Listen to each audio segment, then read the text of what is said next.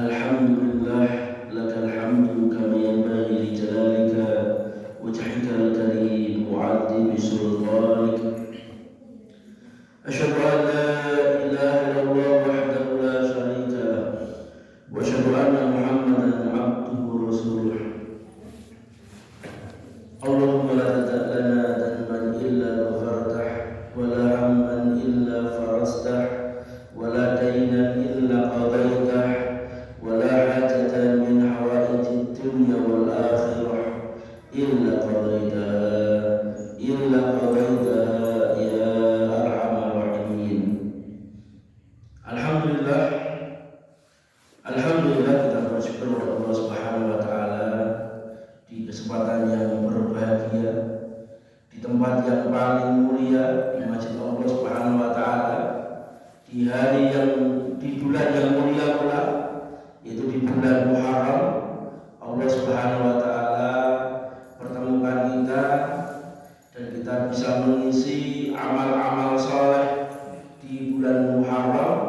Semoga kegiatan kita di malam hari ini bagian mengisi pundi-pundi amal soleh dan bisa memberatkan timbangan kita diisi Allah Subhanahu wa taala.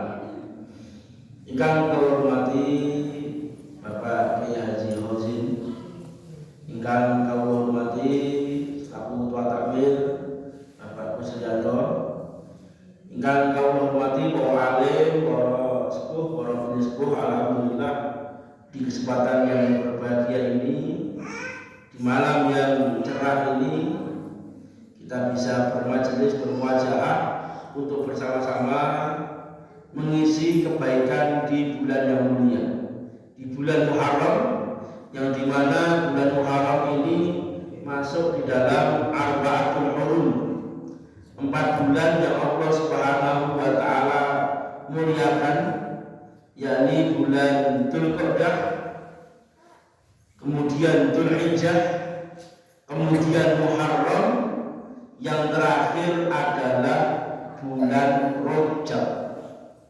Maka Bapak Ibu yang dirahmati Allah Subhanahu wa taala, bulan dan matahari ini sangat istimewa di dalam rangkaian ibadah kaum muslimin.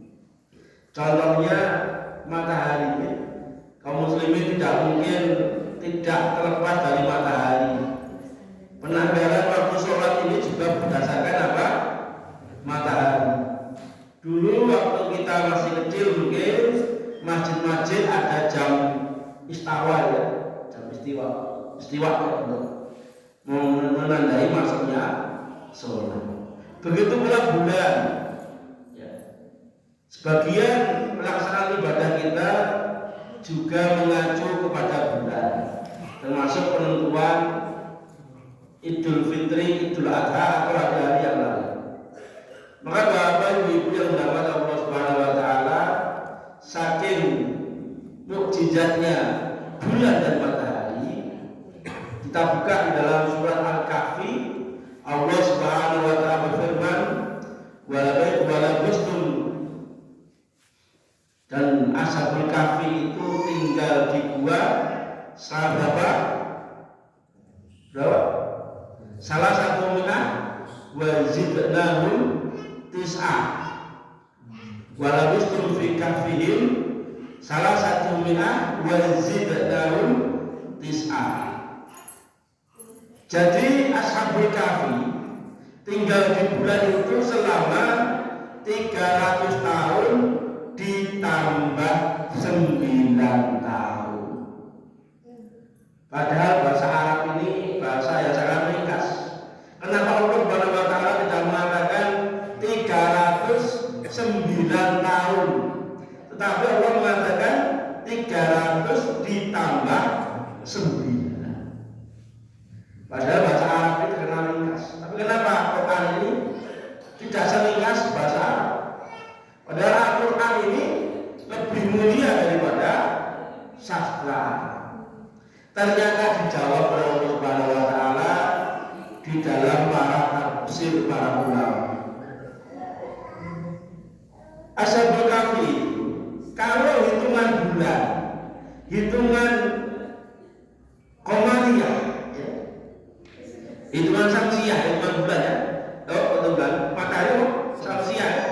Kalau hitungan Masehiyah itu 300 tahun. 300 tahun tinggal di mana? Di gua. Tapi kalau hitungan Qamariyah berdasarkan bulan itu adalah 309 tahun. Karena Bapak Ibu selisih Pak antara hitungan bulan dan matahari itu selisih. Ada apa? Selisihnya. Kalau matahari, kalau bulan itu paling tidak 29 sampai 30 ya. Tapi kalau bulan kadang-kadang bisa 31. Selama 1 tahun ya, paling tidak selisihnya adalah 11 hari. Kalau dihitung betul, kalau 300 tahun itu menurut kalender Masehi itu matahari, kalau 309 itu menurut kalender Hijriah ya, kalender bulan. Ini alangkah luar biasanya Al-Quran yang dimana di dalam katanya, di dalam hurufnya terselip sebuah mukjizat. Maka Allah Subhanahu wa taala berfirman, Ashabul Kahfi itu tinggal selama salah satu mi'ah wazidnahum tis'ah. 300 ditambah 9.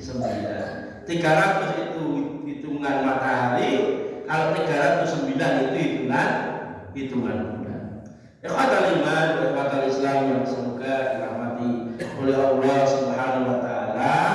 Ternyata 4 bulan ini, yaitu Dzulqa'dah, Dzulhijjah, Muharram dan Rajab itu adalah bulan yang langsung yang memberi nama adalah Allah Subhanahu wa taala.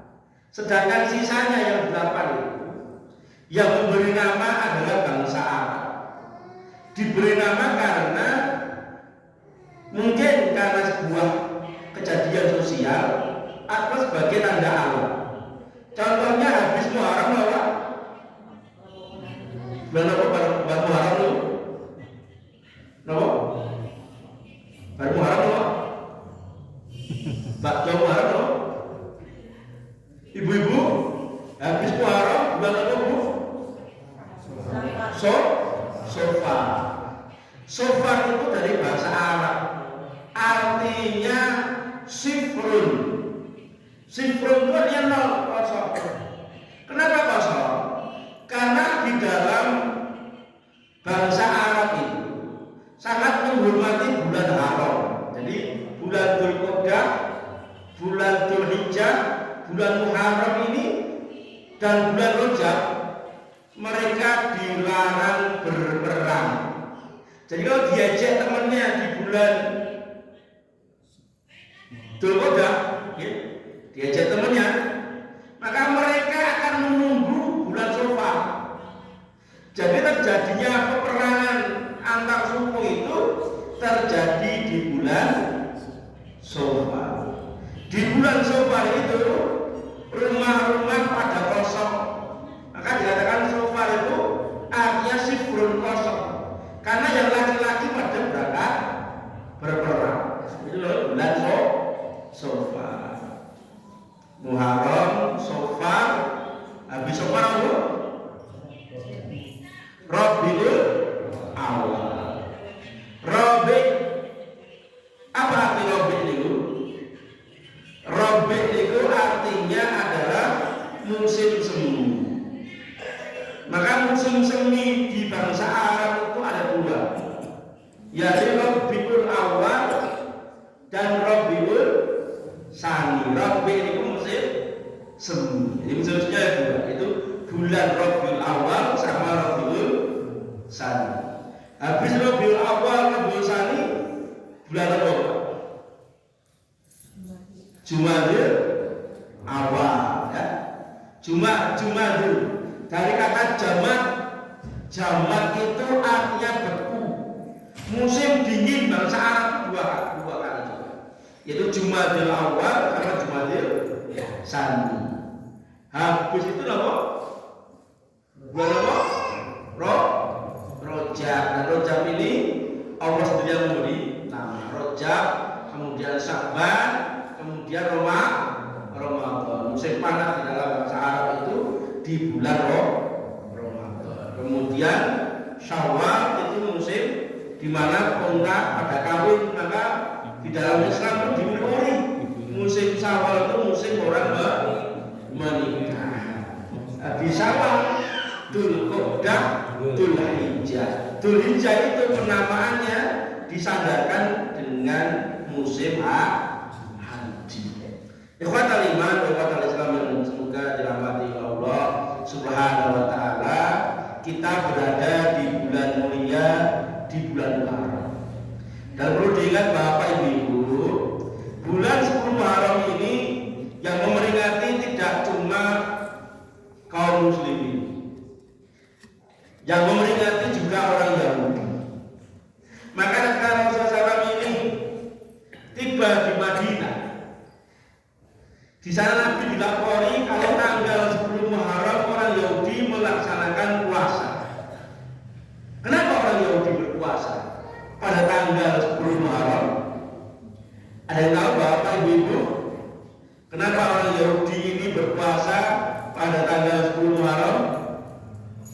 Karena orang Yahudi ini diselamatkan oleh Allah Subhanahu wa taala dari kejaran Bani Israel menyeberangi Laut Merah itu tanggal 10 Muharram. Dengan itulah orang Yahudi melaksanakan puasa. Maka puasa pertama yang Allah wajibkan di dalam Islam adalah puasa Asyura. Terus puasa Asyura itu puasa yang pertama kali Allah Subhanahu wa taala wajibkan. Puasa tanggal 10 Muharram. Kemudian puasa 10 Muharram ini hukumnya menjadi sunnah setelah bulan Sya'ban di tahun 2 Hijriah. Jadi Nabi Muhammad melaksanakan kewajiban puasa Asyura itu cuma 1 kali. Itu pada tanggal 1 Hijriah. Kemudian tanggal 2 Hijriah di bulan Sya'ban tahun 2 Hijriah Allah Subhanahu wa taala syariatkan puasa Ramadan, dan puasa Ramadan ini menghapus hukum puasa Asyura yang dulu wajib menjadi sunnah, ya, wajib menjadi sunnah. Dan menjelang Nabi wafat, karena Nabi mengetahui betul orang Yahudi ini berpuasa di hari Asyura, maka Nabi mengatakan kalau seandainya saya masih hidup untuk tahun depan, saya akan memulai puasa Yaumut Tasik, yaitu puasa pada tanggal 9 yang hari ini disebut puasa Yaumut Tasu'a. Maka kaum muslimin disunahkan 2 hari, Yaumut Tasu'a dan Yaumut Asyura. Walaupun ada yang mengatakan perselisih kita disuruh menyelisih orang Yahudi dengan puasa qoblahu au ba'dahu, puasa sebelumnya atau sesudahnya. Maka nginjil dengan ajeng puasa nggih boten napa-napa, bagian menyelisih orang Yahudi. Tapi yang paling kuat hadisnya tanggal 9 dan tanggal 10. Walaupun jenengan boleh tiap hari puasa di bulan Muharram karena keutamaan bulan Muharram, karena Allah berfirman, "Fala tadlimu anfusakum fihinna." Janganlah kalian berbuat zalim, berbuat dosa di bulan haram. Imam Qurtubi mengatakan beramal soleh di bulan haram, di bulan Dzulqa'dah, Dzulhijjah, Muharram, kemudian Rajab ini pahalanya lebih besar daripada bulan selain bulan haram. Melaksanakan memperbanyak puasa di bulan haram itu juga bagian mengisi amal-amal soleh ibu ingkang kamuliaken, tentu bulan Muharram ini juga bulan yang kita tidak bisa lewat, tidak bisa mungkin lepas dari sejarah penanggalan tahun di dalam Islam. Maka sedikit kami memulai lagi bahwa penanggalan tahun di dalam Islam itu baru ada di masa Umar bin Khattab. Ketika itu Umar menerima sebuah risalah, sebuah surat, dan waktu itu surat itu hanya diberi tanggal dan bulannya di bulan Sya'ban, sehingga Umar bingung, ini surat ini Sya'ban yang dulu atau Sya'ban yang sekarang. Maka akhirnya Umar bin Khattab bermusyawarah dengan siapa?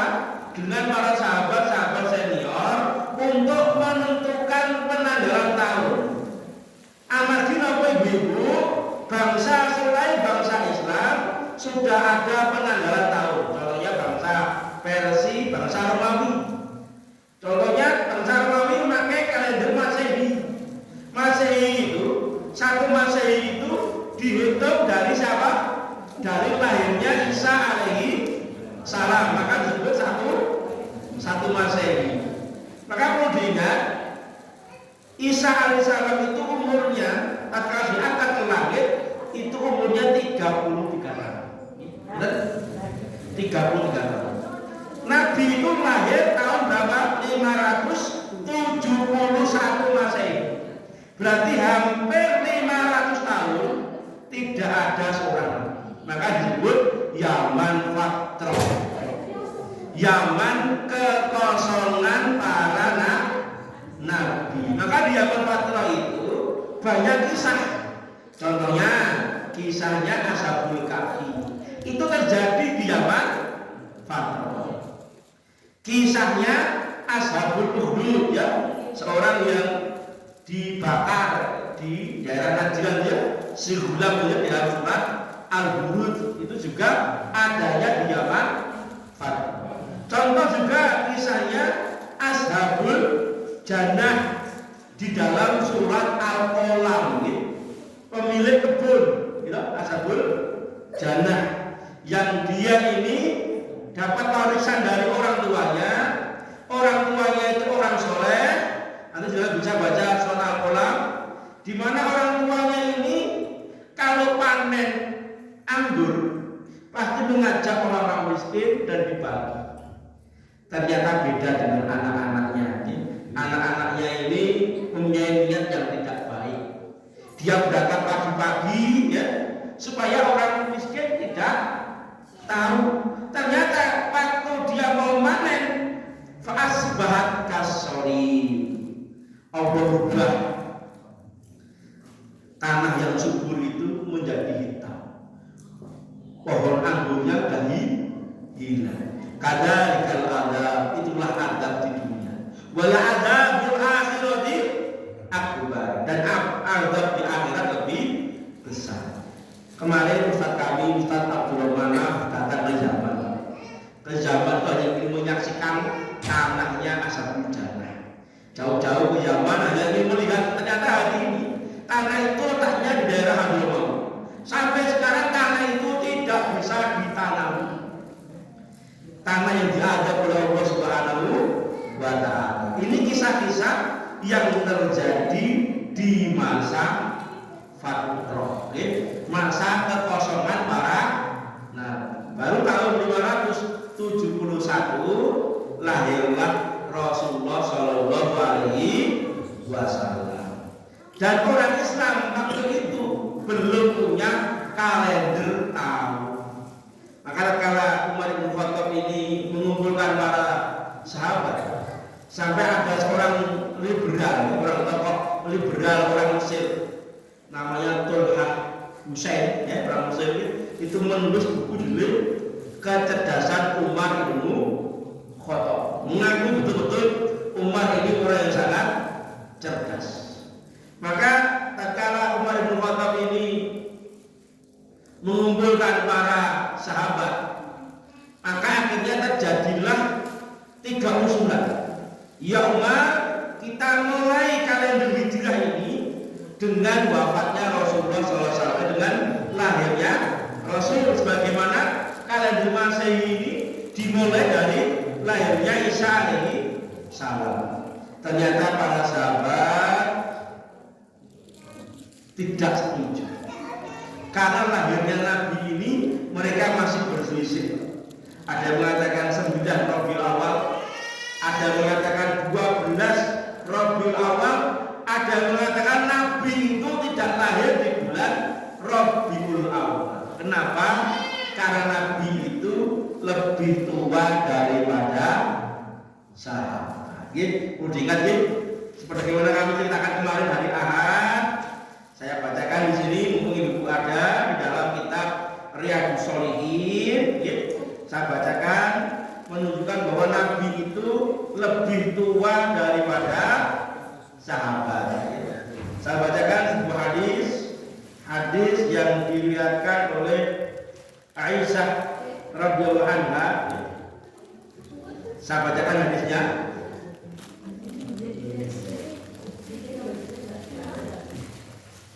Hadis yang diriwayatkan oleh Aisyah. Wa an Aisyah radhiyallahu anha qalat nazirtu ala ahadi Nabi sallallahu alaihi wasallam mazirtu ala Khadijah radhiyallahu anha. Saya tidak pernah cemburu kepada istri-istri Nabi yang lain melebihi cemburuku kepada Khadijah. Wa ma ra'aituha qattun. Padahal Aisyah itu belum pernah melihat wajah Khadijah. Cemburu kepada sesuatu yang belum pernah dia lihat. Kenapa Aisyah itu belum pernah melihat wajahnya Khadijah? Bapaknya Aisyah itu Abu Bakar As-Siddiq, dengan Nabi lebih tua Nabi 2 tahun berapa bulan? Masya Allah ya. Insya Allah tentu boleh lagi. Boleh kita memiliki apa? Mantunya lebih tua di bangsa tuanya, betul ya? Gimana ada? Nabi itu lebih tua daripada mertuanya. Nabi. Apalagi dengan Khadijah. Khadijah aja dengan Nabi selisih 15 tahun. Nabi umur 25 ketika menikah, Khadijah umur 40 tahun. Jadi Khadijah meninggal, Aisyah masih anak. Kenapa Aisyah itu benci kepada, cemburu pada Khadijah? Kenapa Aisyah itu cemburu? Walakin kana yuksiru dzikraha. Karena Nabi sering menyebut namanya. Sering menyebut namanya. Ini hati-hati Bapak dan juga jaga mantan, jangan sering disebut di hadapan istri jenengan. Itu bagian menyakiti hati istri. Begitu pula ibu-ibu dan jaga mantan, walaupun Bapak era kenal juga sering cerita, di bagian menyakiti hati suami. Nah, Aisyah saja nggak mau tatkala Nabi sering menyebut nama Khadijah. Wa rabbuma tabasat summa yuqaddiquha a'dhaha summa yub'asuha fi sada'i Khadijah. Dan Nabi itu kalau menyembelih kambing, pasti beliau memotong-motong dagingnya, kemudian menyuruh sahabat untuk memberikan kepada kawan-kawannya Khadijah. Sampai-sampai Aisyah marah. Aisyah mengatakan, "Farabbuma qultu lahu ka'alam yakun fid dunya illa Khadijah." Ya Rasulullah, apakah seakan-akan di dunia itu tidak ada wanita kecuali Khadijah? Ini bentuk marahnya Aisyah. Tapi Nabi fair. Nabi menyebutkan kelebihan Khadijah yang tidak dimiliki Aisyah. Pertama, dia mengimani saya sebelum yang lain. Dia yang membenarkan saya, yang lain mendustakan. Yang lain menahan hartanya, Khadijah yang menyerahkan harta kepada suaminya. Yang terakhir, inna kanat wa kana li minha waladun. Karena saya memiliki seorang anak dengan Khadijah. tidak dengan itu yang lain kecuali dengan Maria Al-Qibtiyah. Maka empat-empatnya tidak dimiliki oleh Aisyah radhiyallahu anha, dan Aisyah mengakui apa? Mengakui keutamaan Khadijah.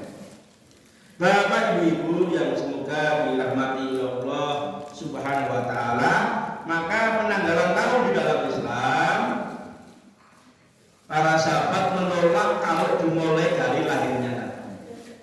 Kemudian usul yang kedua, ini usul yang kedua nih. Usul yang kedua adalah penanggalan tahun ini dimulai dari wafatnya Rasulullah Shallallahu Alaihi Wasallam. Karena dengan wafatnya Nabi, para sahabat masih kelingan, masih betul-betul ingat, yaitu meninggal di hari Senin tanggal 12 Rabiul Awal.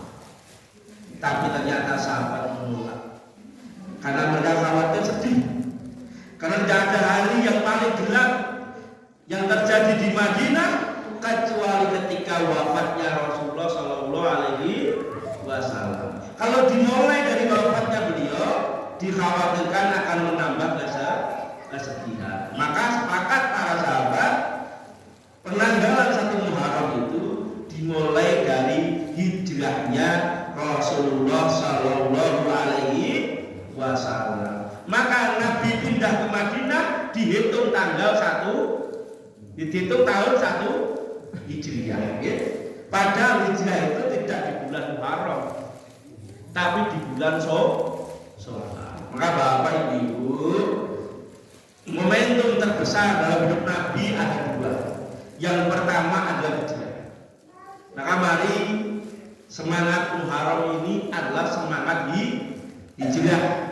Baik hijrah secara jasad, pindah di daerah yang tidak baik menuju daerah yang baik, atau hijrah secara maknawiyah dari kemaksiatan menuju ke ketaatan, dari yang kurang Islami menuju yang Islam. Maka ini penting Bapak Ibu, mari kita semangatkan hidup kita bahwa momentum 1 Muharram itu tidak bisa luput dari hijrahnya Rasulullah Shallallahu Alaihi Wasallam.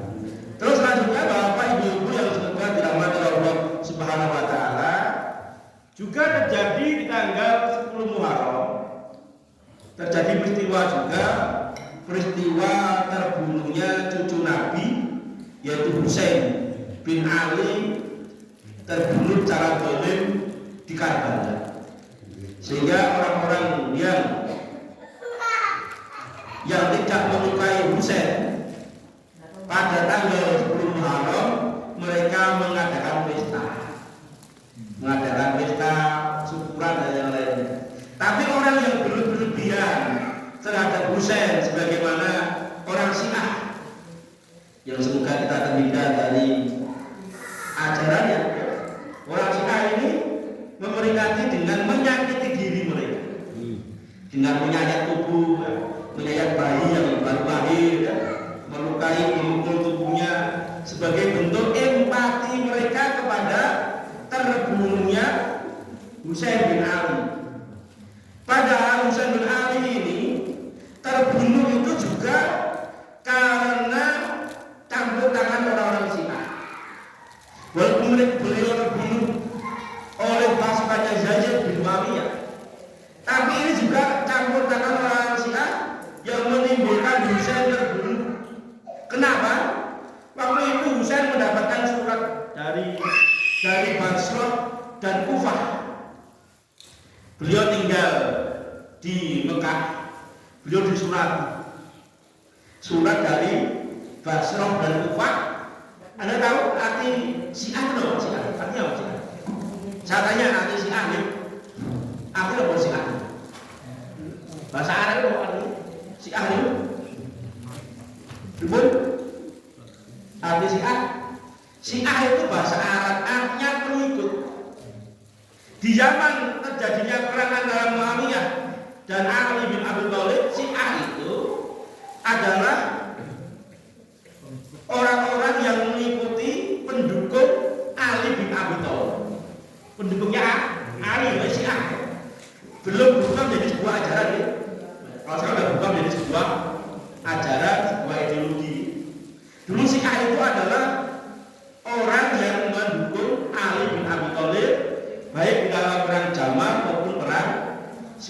namanya Syiah. Dan rata-rata pendukung Ali bin Abi Thalib itu berada di Kufah dan Basrah. Karena ibu kota beliau, ya, ibu kotanya Ali bin Abi Thalib itu berada di Irak, di Baghdad dan di Kufah. Zaman Bani Umayyah berubah di Damaskus. Kenapa saya katakan Syiah ini ikut andil dalam pembunuhan Ali, pembunuhan Husain bin Ali radhiyallahu anhu?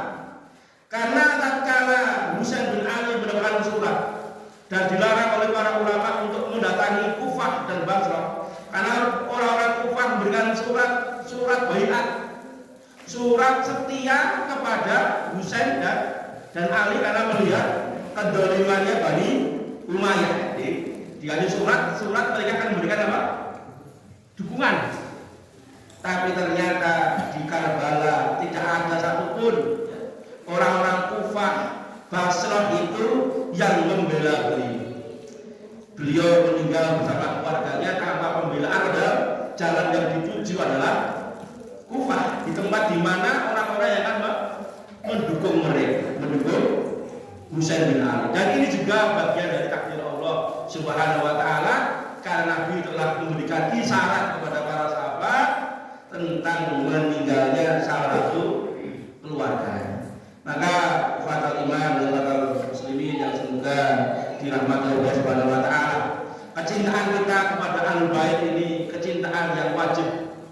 Tapi Ahlul Bait itu tidak cuma dari terah Ali, ya. Ummatul mukminin itu juga Ahlul Bait, ya. Paman Nabi Abbas bin Abdul Muthalib itu juga Ahlul Bait, punya anak namanya Abdullah bin Abbas, dan akhirnya melahirkan dinasti Abbasi. Maka mari kita mencintai Ahlul Bait secara jelas, tidak cuma satu dua orang, semua yang menjadi keturunan Nabi, baik istri maupun anak-anak beliau. Karena ternyata kalau Anda lihat, Anda pergi ke Iran, karpet itu namanya Abu Bakar dan Umar. Bentuk dendamnya orang-orang yang memiliki keyakinan Syiah itu mencaci maki para sahabat radhiyallahu anhum ajma'in, yang mereka semua sudah mendapatkan surga Allah Subhanahu wa taala. Kalau mereka bicara sejarah, Fatimah itu punya anak 4. Saya ingin cerita anak Fatimah itu 4. Yang pertama Hasan, Husain, Ummul Kulsum dan Zainab. 4 anaknya. Sedangkan Ummul Kulsum itu menikah dengan Umar bin Khattab. Kalau jenengan lihat Husain radhiyallahu anhu, Husain bin Ali, tatkala beliau gugur di Karbala, anak-anak beliau yang gugur itu ada yang namanya Abu Bakar, ada yang namanya Umar bin Khattab. Ya, namanya anaknya Abu Bakar dan Umar. Bentuk kecintaan dan keridhaan Ahlul Bait kepada sahabat radhiyallahu anhum ajma'in.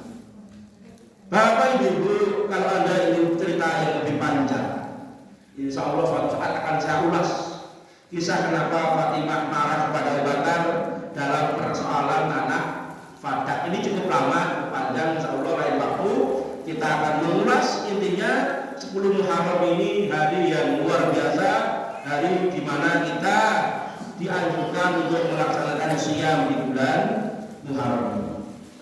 Ikhwatal iman, ikhwatal Islam yang semoga dirahmati Allah Subhanahu wa taala. Dan ternyata di tahun baru ini 1444 Hijriah, waktu bertambah, sebenarnya ajal kita semakin hari semakin dekat. Waktu ini terbatas, sebagaimana Basar bin Haris rahimahullah ta'ala pernah berkata, ketika saya melewati seorang ahli ibadah di Basrah, wa huwa yabki faqulu ma yabkihi. Ketika itu ahli ibadah itu menangis, dan saya bertanya, kenapa engkau menangis? Abki ala ma faratu min umri. Aku menangis karena umur yang telah luput dariku, yang telah berkurang. Wa ala yaumin maro, dari hari yang berlalu, min ajal lam yatabayyan fi amali, ajalku ternyata semakin dekat, tetapi belum jelas juga amalku. Maka ini sesuai dengan perkataan seorang tabi'in mulia Hasan Al-Basri yang mengatakan, ya ibni Adam innaka antal ayyam kullama dhahaba yawm dhahaba ba'duka. Wahai anak Adam, sesungguhnya kalian adalah kumpulan hari. Kalau hari itu telah berlalu, maka hilanglah sebagian dari dirimu. Bapak Ibu ingkang memuliakan, dengan tahun yang baru ini 1444 ya, 1444 Hijriah. Alhamdulillah, enggak ngantuk ya. 1444 Hijriah. Ngantuk pun soal pahala ibadah bagian mengisi amal soleh di bulan Muharram. Bapak Ibu yang Allah muliakan, kita akan sangat kaget dengan hadis Nabi yang mengatakan akmaru ummati baina sittina wa sab'in. Rata-rata umatku itu antara 60 sampai 70. Yang lebih daripada itu sangat. Dan Nabi bersabda sesuai dengan apa yang diucapkan. Dia meninggal usia 63 tahun lebih berapa hari? Lebih 4 hari, Pak. Kemudian Abu Bakar menyusul, meninggal tahun 13 Hijriah, 63 tahun. Kemudian menyusul Umar bin Khattab, meninggal di tahun berapa, Bapak? 23 Hijriah, dibunuh, ditusuk oleh Abdullah Al-Majusi. Dendamnya orang-orang Majusi yang telah masuk negeri Iran ya, hari ini mayoritas penduduk Syiah di Iran. Umar bin Khattab meninggal di usia 63 tahun. Kemudian diganti oleh Utsman bin Affan, menantu Nabi. Ternyata Utsman bin Affan meninggal pada tahun berapa, Bapak? Utsman bin Affan itu meninggal di tahun sekitar 36 Hijriah. 12 tahun beliau memimpin, meninggal dalam kondisi dalam kondisi terdolimi, dalam kondisi berpuasa beliau dibunuh, meninggal di usia 80 tahun. Beda ya. Kemudian Ali bin Abi Thalib memerintah cuma 4 tahun, meninggal tahun 40 Hijriah. Dibunuh oleh tokoh Khawarij namanya, dan tahu tokoh Khawarij yang membunuh, yang selalu berpuasa, selalu sholat malam, ya, membunuh Ali di waktu subuh. Tokoh seorang Khawarij Ibnu Muljam, Abdurrahman bin Muljam, yang beliau ini terkenal ahli ibadah. Beliau terbunuh tahun berapa? 40 Hijriah. Usianya Ali berapa? 63 tahun. Rata-rata pengganti Nabi itu meninggal di usia 60 tahun. Kalau hari ini umur jenengan 55 tahun, takdirnya 60 tahun, berarti kirang 5 tahun. Kirang 5 tahun. Jadi mikir mau digawe barang 5 tahun. Maka mari kita sudahi amal soleh kita kurang 5 tahun. Yang umurnya 50 berarti kurang 10 tahun. Nah yang lebih berarti bonus lah. Sewaktu-waktu harus siap.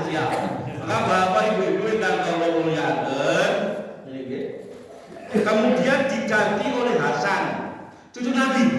Maka betul kata Nabi, kekhilafan itu umurnya cuma 30 tahun. Khilafah alamin hajjul buah itu cuma 30 tahun.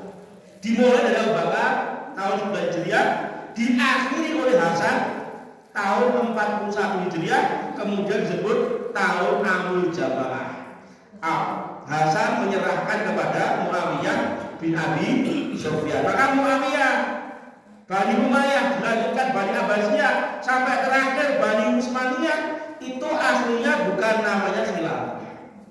Aslinya cuma kerajaan, kesultanan. Karena apa?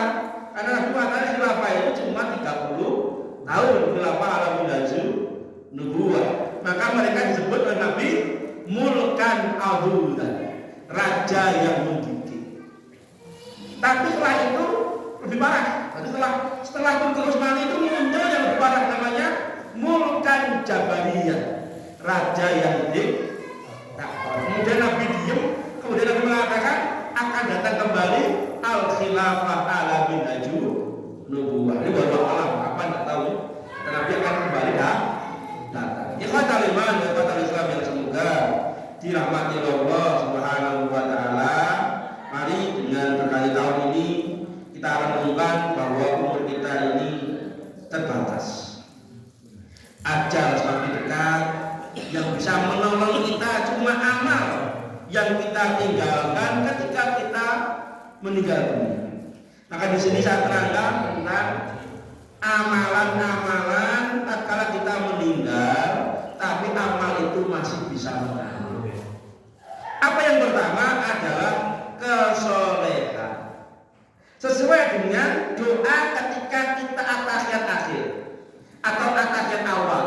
Assalamu alaina wa ala ibadillahis sholihin. Dengan cara menurunkan salam untuk kami dan juga untuk hamba Allah yang saleh. Maka Nabi bersabda tentang tasahud ini, Nabi mengatakan fa innakum idza qultumuha asabat kullu abdillah saleh fi sama wal ardh. Jika kalian mengucapkan doa seperti itu, maka doa tadi akan tertuju pada setiap hamba yang saleh di langit maupun di bumi. Hadis riwayat Imam Muslim. Hadis riwayat Imam Bukhari. Man aroda an yahabba bil salam alladhi yusallimu al-khalqu fi shalah.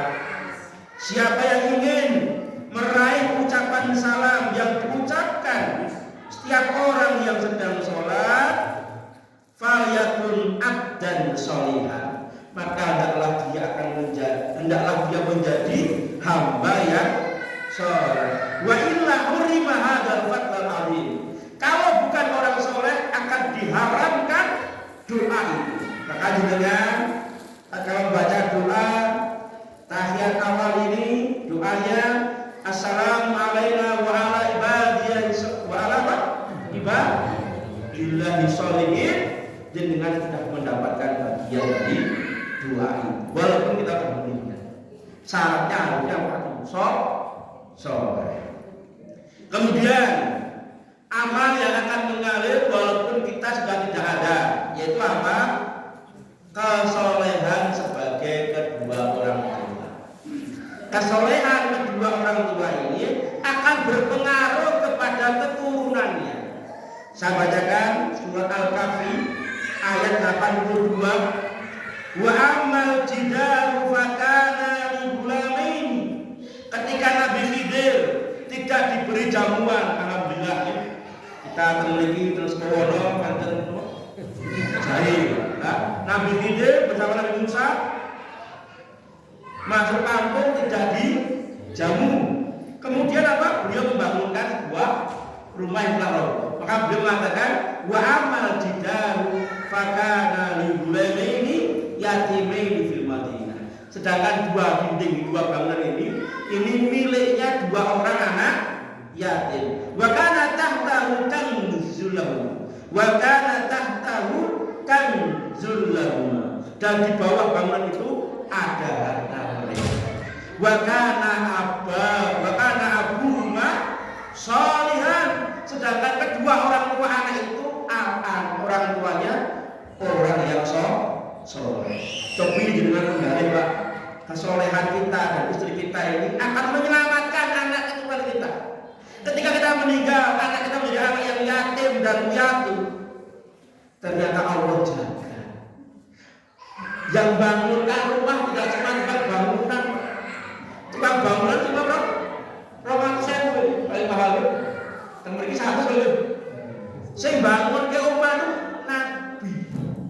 Tidak cuma Nabi, Rasul itu Musa. Sedangkan Khidir seorang Nabi.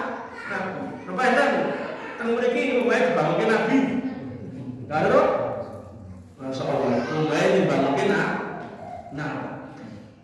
dan ternyata di bawah rumah itu ada hartanya anak yatim. Kenapa dibangunkan rumah itu? Kenapa dijaga hartanya? Wa kana abuhuma sholihan. Karena kedua orang tua anak itu orang yang soleh. Ada yang mengatakan kedua orang tua itu bukan orang tua tapi mbah-mbahnya. Mbah-mbahnya itu orang yang soleh dan soleh. Dijaga, masya Allah. Kemudian kita lanjutkan, ketika walaupun kita akan meninggal, amal kita akan tak mengalir. Apa itu ketiga? Menjadi pelopor kebaikan. Nabi mengatakan, man sana sunatan hasanah. Barang siapa yang melakukan suatu amal kebaikan, fa umila biha, lalu diamalkan oleh orang lain ba'dahu, setelah dia meninggal, kana lahu ajruhu wa mislu ujurihim min ghairi ayyan qusa min ujurihim syai'an. Barang siapa yang melakukan suatu amal kebaikan lalu diamalkan oleh orang, maka dia akan mendapatkan kebaikan dari orang itu tanpa mengurangi kebaikan orang ini.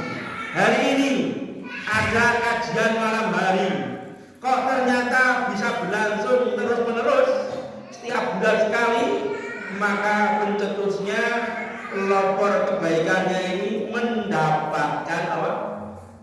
Amal soleh bagi orang yang melaksanakan.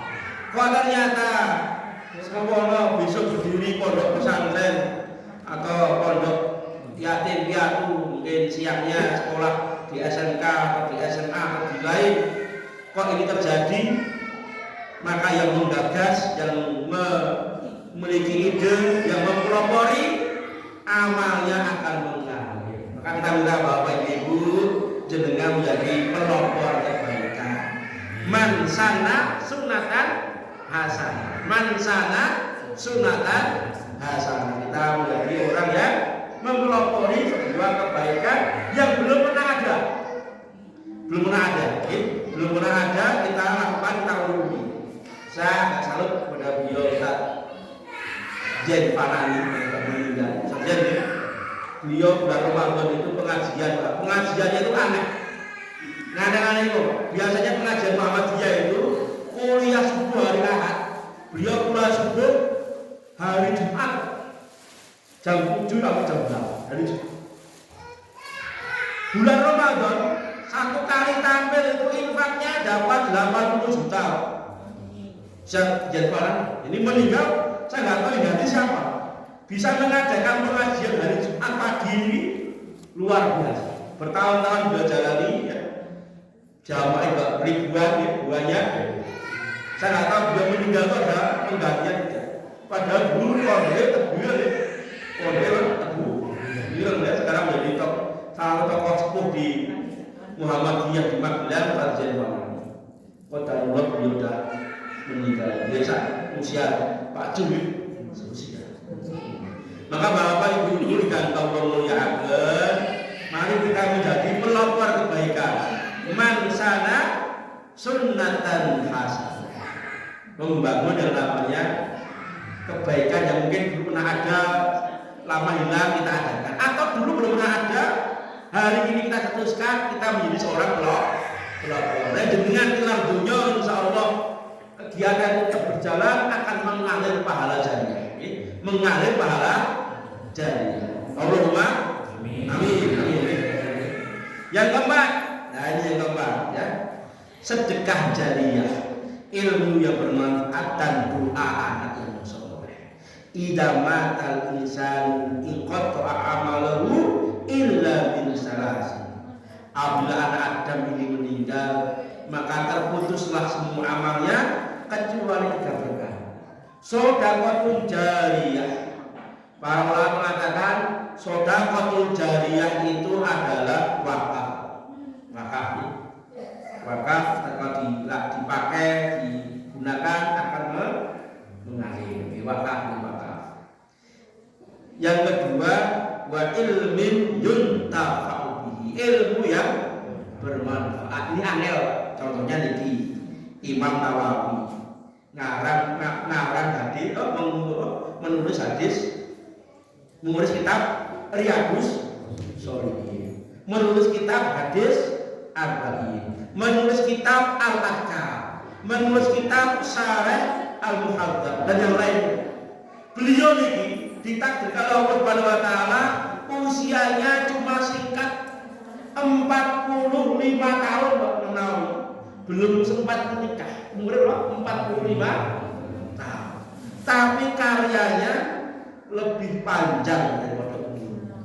Dan juga bisa seperti Imam Nawawi, insya Allah itu termasuk ilmun yuntafa'u bihi.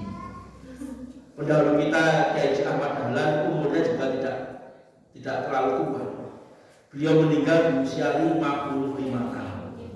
Lahir 1868, meninggal 1923. 55 tahun. Tapi masya Allah karyanya sampai hari ini masih hidup. Persikatan Muhammad. Padahal jatah umurnya cuma 55 tahun. Itulah orang yang bermanfaat, barokah umurnya. Semoga kita termasuk orang yang barokah umurnya. Yang bisa kita cari cuma yang ketiga, wa waladun sholih yad'ulah, anak soleh yang mendoakan orang tua, mendoakan, memintakan ampun. Kalau kita seharusnya surga kita di bawah, kok ternyata di atas, ternyata diangkat oleh anak kita biistighfari wala dzikalaga, dengan istighfarnya anakmu ketika engkau tidak ada. Tapi ternyata anak itu bisa berdoa, anak itu bisa memintakan ampun pada orang tua itu. Ternyata ada syaratnya. Apa syaratnya? Rabbighfirli wa liwalidayya warhamhuma kama rabbayani shaghira. Tulis Pak. Syaratnya itu kama rabbayani shaghira. Yaitu syaratnya apa? Sejak kecil sampai dia nanti balik, jenengan yang ngurusi, jenengan yang mengarahkan, rekosone jenengan boleh upo demi minterke anak, itu bagian kamarot bayani shaghira. Kalau ada orang tua yang menyanyiakan anak, sejak kecil tidak diarahkan, luah-lueh dan yang lainnya, tidak akan mungkin dia mendapatkan doa dan istighfar dari anaknya, karena dia tidak merawatnya sejak kecil. Maka kama rabbayani shaghira. Bapak Ibu ingkang kamuliakan, yang kelima, berbagai amalan yang bermanfaat luas untuk umat. Nah, saudara, ini amalan yang luas untuk umat ini. Nomor itu hadis mengatakan, inna mimma yulhaqul mu'min min amali wa sanati ba'da mauti. Amalan-amalan orang beriman yang nanti akan bertemu dengannya setelah dia meninggal. Pertama apa? Ilman allamahu wa nasrahu. Ilmu yang bermanfaat yang dia amalkan dan dia sebarkan. Pertama ini, ilmu yang bermanfaat yang dia amalkan dan dia sebarkan. Yang kedua, wa waladan sholeh, anak yang soleh, solehah. Yang ketiga, wa mushafan warasahu, mushaf yang jenengan wariskan. Maka jenengan kalau nggak bisa wakaf tanah, nek boten saged wakaf bangunan kaya Pak Saiful, wakaf Al-Qur'an. Kalau itu dibaca orang di masjid-masjid itu akan selalu mengalir pahala jenengan walaupun jenengan sudah tidak ada. Wa mushafan warisahu. Yang keempat, wa masjidan banahu, membangun masjid. Tapi bangun masjid itu gampang nih. Si anu itu memakmurkan masjid. Sebelum bangun masjid, jenengan kedaipun bangun SDM yang memakmurkan masjid. Daripada masjidnya ini tidak ada yang memakmurkan. Au baitan libri sabil, dari lombok membangunkan rumah untuk para musafir. Di Semowono belum ada rumah singgah, boleh nggak? Nah ada yang soal udah mondok, ada yang bisa tinggal berdua, bisa bolak-balik mampir Semowono. Ada rumah singgah ngisi pengajian. Jadi besok nek bangunkan rumah singgah itu bagian dari amal soleh, hak wakaf rumah singgah. Tapi bukan bantuan, bukan apa? Tapi bantuan nggak apa? Rumah singgah ya. Al-baitan libri sabil itu membangunkan rumah bagi musafir yang lewat, wakaf untuk para musafir yang boleh menempati rumah itu cuma musafir atau hari-hari tinggal bagi yang lain. Dulu di zaman Islam seperti itu ya. Biasanya bangunan rumah seperti itu bawahnya itu untuk kotak pendidikan anak-anak kecil ya. Yang atasnya untuk aduk air. Biasanya kan ada wakaf untuk minum. Jadi orang muslim itu membangunkan tempat-tempat yang strategis itu, yaitu rumah singgah yang bawahnya untuk diniyah pendidikan anak-anak itu, yang atasnya untuk tidur mereka, yang atasnya lagi untuk penampung air. Karena sedekah yang paling besar pahalanya memberi minum orang, memberi minum orang. Dulu orang kita dulu sebelum ada zaman sekarang ini di pinggir-pinggir jalan ada kendir, hari ini itu sedekah, sedekah air. Al-nahron ajrohu. Nah ini yang keenam, mengalirkan sungai yang telah mati. Ini bagian amal soleh. Kenapa? Dinikmati orang untuk irigasi. Manfaatnya banyak sekali. Yang terakhir, al-sodakotan akhrajaha min malin fi sihhatihi wa hayatihi. Sedekah yang dia keluarkan dari harta ia ketika sehat dan hidup. Bukan ketika sakit, sedekah, wakaf, wasiat, memang meninggal kan. Sedekah yang paling banyak pahalanya itu ketika sehat dan masih hidup. Yalhaqu min ba'di mautihi, semua itu akan dikaitkan dengannya setelah dia meninggal. Hadis Ibnu Majah disahihkan oleh Ibnu Khuzaimah. Maka mari Bapak, ada 7 amalan, mari kita cari yang mana yang kita bisa kita kerjakan. Nanti kalau Allah ambil kita di tahun ini 1444 Hijriah, semoga ini menjadi amal soleh kita yang akan mengalir walaupun kita sudah tidak. Maka Nabi SAW bertanya, siapakah manusia yang paling baik? Man khairun nas? Maka Nabi mengatakan, khairun nas man talla umruhu wa hasuna amaluhu. Orang yang paling baik itu adalah orang yang panjang umurnya, yang umurnya barokah dan baik amalnya. Panjang umurnya, baik amalnya.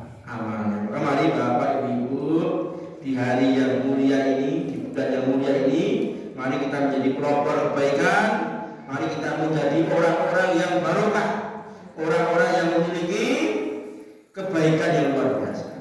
Kami tutup kegiatan di malam hari ini dengan dua hadis sahih yang semoga hadis ini menjadi motivasi kita.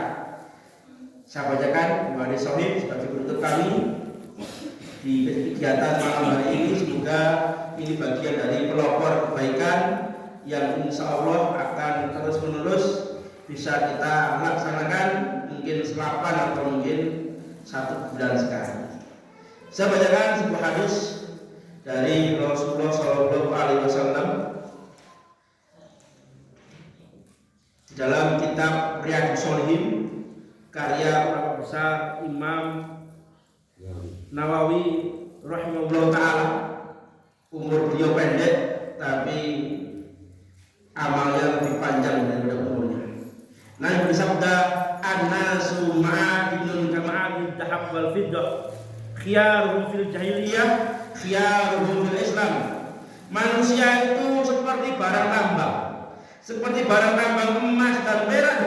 Sebaik-baik kalian di masa jahiliyah, sebaik-baik kalian di masa Islam, idza faqihu, kalau kalian paham agama. Dados manusia niku bahan bakune benten-benten. Walaupun sama-sama tanah, ada tanah yang berkualitas, ada yang tidak. Ada yang nasabnya tinggi, ada yang nasabnya biasa. Tapi ternyata nasab yang tinggi sebagaimana Quraisy dikenal mungkin habaib atau yang lainnya, itu tidak akan berguna bagi dirinya idza faqahu, kecuali dia paham agama. Wal arwahu junudun mujannadah fama ta'arafa minha ikhtalafa wa ma tanakara minha ikhtalafa. Manusia itu seperti roh-roh yang berkelompok-kelompok. Kalau saling mengenal, dia akan bersatu, bertautan. Kalau tidak saling mengenal, dia akan berpisah.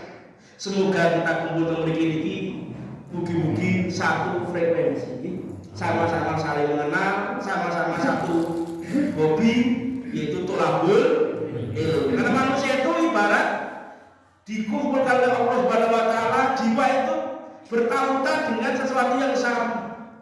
Enten pemakai komunitas colokan listrik itu. Rencana komunitas bambang. Ado-ado penjeporo kumpul makan-makan di warung makan, kumpul komunitas yang jenenge bambang. Gitu? Enten menaik komunitas di Agus. Enten komunitas sugeng lho komunitas sugeng. Lah, komunitas tukang ngeten. Sing hobine mancing ngeten, mancing manuk. Sing senenge golek janda bolong ngeten. Gaul janda bolong itu komunitas iki. Atau gaul jemani. Karena manusia itu saling bertautan sesuai dengan hobi masing-masing. Maka semoga kita ini saling bertautan karena Allah, karena satu frekuensinya cinta ilmu, cinta Allah, Rasulnya, dan cinta Islam, ingin menegakkan dinul Islam, ingin jadi pelopor kebaikan. Bukan hobi ini mengkurang-kuring, buju muring, tetap turing, maka bapak ibu yang muliakan, jangan sampai seperti itu. Itu orang-orang yang di luar sana berkumpul karena apa? Satu frekuensi, sama-sama senang hobi ini Vespa, ya. Hobi ini apa? Vespa, motor beat, itu aja mereka saling menjaga. Vespa ini rusak ya parani, gitu. Ukhuwahnya kuat. Makanya kita hari ini yang kata Allah, seharusnya ukhuwah kita lebih kuat daripada komunitas Vespa sama. Ya. Sini Vespa kayak kuat, kayak gejolak, nggak boleh jalan. Maka bapak ibu yang muliakan, hadiah kedua saya bacakan tentang menunjukkan bahwa nasab ini tidak ada artinya kalau dia tidak paham agama. Qala kana Umar bin Khattab radhiyallahu anhu idza ata alaihi amdadu al-jaman salam. Umar bin Khattab radhiyallahu anhu itu apabila datang utusan dari negeri Yaman, beliau akan bertanya, "Afikum Uwais bin Amir, apakah di antara kalian ada orang yang bernama Uwais bin Amir?" Hatta Uwais radhiyallahu anhu, sampai Uwais bertemu dengan Umar. Faqala lahu, berkata Umar, "Anta Uwais, apakah engkau Uwais bin Amir?" Qala na'am. Qala bin Murad summa min Qarn. Dulu rumahmu di Yaman, tinggal di kampung Murad, kemudian tinggal di Qarn, maka disebut Uwais al-Qarni. Qala na'am ya. Qala makana tiga baros. Dan engkau dulu punya penyakit kulit. Fabara'ta minhu illa mawla dirham. Kemudian Allah hilangkan penyakitmu, tinggal sekeping biji dirham. Qala na'am. Qala laka walidatun, apakah aku punya seorang ibu? Qala na'am, iya. Qala, maka Umar mengatakan, sami'tu Rasulullah SAW yaqul, saya mendengar Nabi bersabda, ya'ti alaikum Uwais bin Amir, akan datang di antara kalian orang bernama Uwais, ma'a amdad al-zaman, bersama rombongan haji masyarakat zaman. Min Murad summa min Qarn, dulu dia tinggal di Murad, kemudian pindah ke Qarn. Kana bi baras, dia punya penyakit kulit. Fabarak minhu ila mawrid dirham, kemudian Allah hilangkan penyakitnya, tinggal satu dirham. La walidatun huwa bihamilun, dia punya seorang ibu dan dia sangat berbakti kepada ibunya. Sampai-sampai Nabi mengatakan, "Lau aqsama 'ala Allah la abrah." Kalau dia bersumpah atas nama Allah, pasti sumpahnya dikabulkan oleh Allah Subhanahu wa taala. Aitadallaka fa'al. Ya Umar, kalau engkau bertemu dengan Uwais, mintakanlah ampun pada Allah terhadap dirimu. Padahal Nabi belum pernah bertemu dengan Uwais. Tapi Nabi mengatakan, "Lau aqsama Allah la abrah." Kalau Uwais itu bersumpah atas nama Allah, dia pasti akan dikabulkan sumpah. Niki yang langka, yang barokah. Donga mustajab pasti dia nggak pernah makan barang haram. Masya Allah. Atas apa Uwais itu dimuliakan? Atas dua perkara. Pertama, dia sangat berbakti kepada ibunya. Yang kedua, amal yang dia sembunyikan lebih besar daripada yang dia nampakkan. Masya Allah nih. Dohir batinnya lebih baik daripada dohirnya. Kalau kita bisa dohir dan batin itu sama, alhamdulillah. Apalagi lebih baik batinnya. Kayak Uwais bin Amir, Masya Allah. Padahal dia cuma orang Ethiopia, orang hitam Ethiopia. Sama dengan Luqmanul Hakim yang Allah abadikan dalam Al-Quran. Ternyata beliau bukan seorang nabi. Para orang mengatakan beliau seorang orang yang soleh, seorang wali, ya orang soleh. Ternyata dia juga dari Ethiopia, orang yang hitam kerjanya cuma mengembala kambing. Ya, mungkin ini yang bisa kami sampaikan dan semoga semangat Muharram ini menjadi semangat hijrah bagi kita. Hijrah kepada sesuatu yang lebih baik. Kalau dengan tahun yang lalu 1443 Hijriah sudah berbuat baik, maka 1444 Hijriah lebih baik daripada tahun kemarin. Moga kita laksanakan kebaikan di sisa-sisa umur. Semoga menjadi umur yang baru. Kami kembalikan kepada pembicara. Assalamualaikum warahmatullahi wabarakatuh.